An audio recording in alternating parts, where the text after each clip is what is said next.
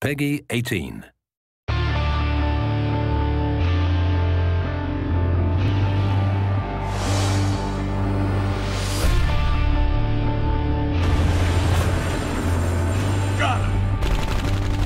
Spec Ops: The Line is a third-person military-themed shooter with a focus on a dark and mature narrative, which follows a squad of Delta Force operators into Dubai on a rescue mission.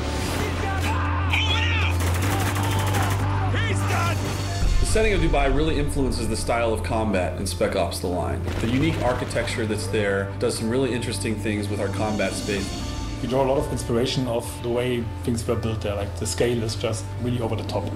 And as an art team, we use that to translate it into our game environment. So all the spacing is bigger, everything is a little bit more grand and spectacular. The city's been covered with millions of tons of sand.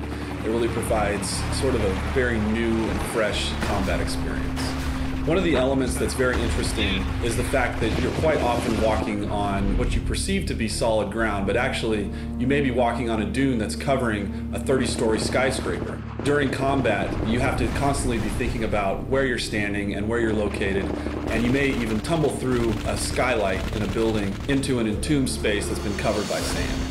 Throughout the game, the player encounters opportunities to leverage the power of the sand to help him basically to kill enemies or open new pathways. You basically see sand piled up behind a window, and you shoot the window and sand comes pouring out. So there's a number of locations in the game where out of the narrative grew an opportunity for us to let the player make a choice. This is a test. Yes, it is. A civilian on the right stole water. A capital offense.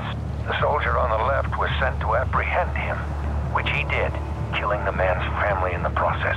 So these are not binary choose A to do the good thing or choose B to do the bad thing types of choices that are presented to the player. When you make a decision in the game, what we wanted to achieve is that you sit there and you really question your own moral and you question your own values. Wow. What happens in Dubai stays in Dubai. After a battle in Spec Ops: The Line, there's rarely a situation where all of the enemies are dead. They're typically laying on the battlefield, bleeding out in horrific pain and agony. The player can choose to react to that in a number of ways, and one of the ways that he can do that is by utilizing executions and executing those enemies.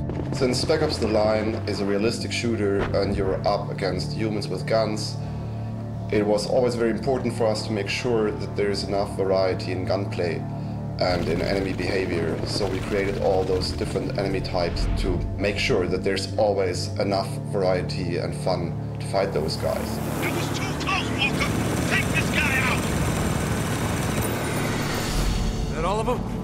I think we're clear. What about the civilians? 33rd get away with any of them? Yeah, they did.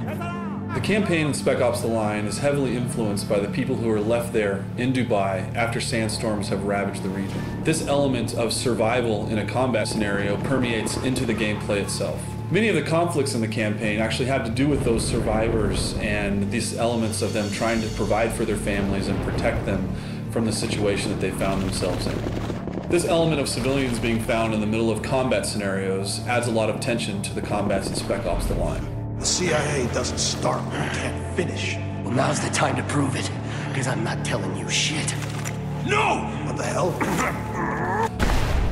What we wanted to achieve was that the player really not only makes his decisions as the character, but also as himself, as a person, as the human in front of the console. We hope that this invites players to think about what wartime scenarios are really like for the people that are trapped within their confines.